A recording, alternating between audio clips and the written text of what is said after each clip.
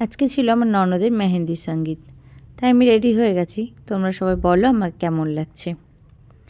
গিয়ে তো দেখি দু হাতের এক সাইড করে প্রায় পড়া হয়ে গেছে।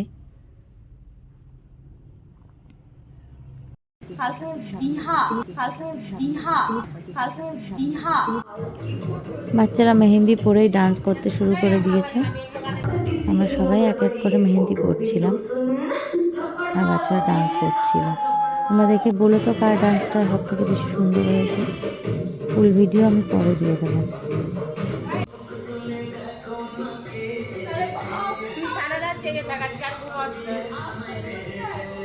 আমরা সবাই ওয়েট করছিলাম ব্রাইডের কখন মেহেন্দি করা শেষ হবে।